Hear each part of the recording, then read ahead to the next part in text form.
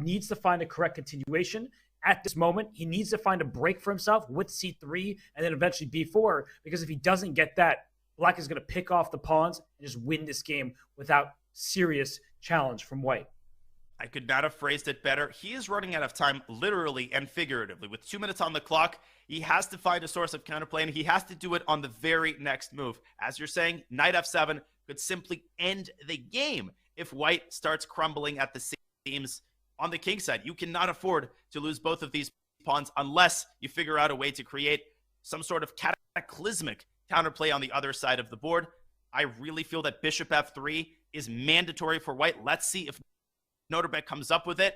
As I'm talking, seconds, precious golden seconds, continue to evaporate off the tournament leader's clock. He is down to 2 minutes, Robert, and a move has still not been made.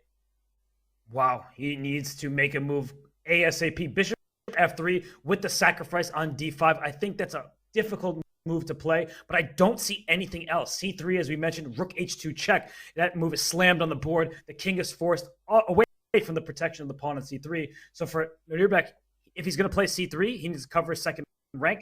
Maybe there's an argument for bishop e2, but I think that you swap bishops very quickly, put your knight on f7, and Black is just first to the punch. You are winning the g5 pawn. You'll bring your knight back. You'll try to go after the e5 pawn. Oh no, this is really bad news for Abdusattorov. I feel for him, honestly. I'm watching him. We're commenting on the game, and I don't root for anybody, but I'm sitting here being like, I just don't want to see him throw away tournament victory on the last day after the magnificent tournament he's had. It's just kind of heartbreaking. It is. It is, no matter who you're rooting for, no matter where you are. And yes, Nodirbek has displayed composure and cold-bloodedness and well-roundedness in this tournament far beyond his years. Composure that is only acquired sometimes by age 40, as he slides the bishop back to e2. And I would not peg this if, in fact, he loses on a loss of composure. Jorden is just playing like a beast in this endgame. Now, Robert, bishop e2, what do you make of this? Is this another mistake? Can Jorden just take and go knight f7 here? It's what he's going to do, but I wasn't expecting the evaluation part to drop this much.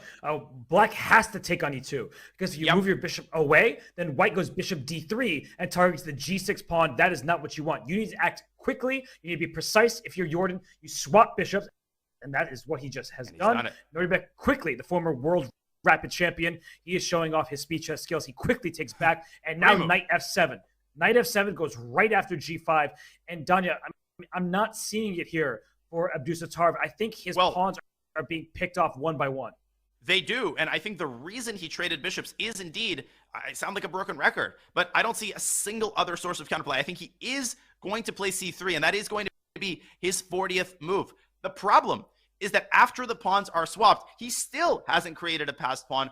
He wants to play b4, but the problem is that that king on c3 is a sitting duck, and it can be targeted by a well-timed rook check on h3. That rook, it's been on h4, it's been all over the H file. It's back to home base right now, and it could make one more sally to H3 in order to knock the king off of C3, delaying B4 by a couple more moves. And Jorden will obviously take those moves to eliminate both of those pawns. There's no question now that Jordan's position is objectively winning. Whether it's completely winning, that can be debated. But once he makes move 40, Robert, those 50 minutes could not arrive at a better time for Jorden Van Foreest, because he can make sure with every move that he is eliminating Nodirbek's counterplay, that he is double-checking all of his options. And Jorden, he needs these 50 minutes a lot more than Nodirbek does at this point, and he will get them. Yeah, because the position is objectively, it looks like, teetering on the edge of a win for Black. So with extra time, Jorden can calculate. And we want to remind everybody that Jorden did falter a day ago against Anish Giri, but that's a very different type of position. It was sharp. There were tactics everywhere, checkmating threats for both sides. And then we got to an end game that ended up being level. So this is a very different type of position. We see the knight about to hop over to f7.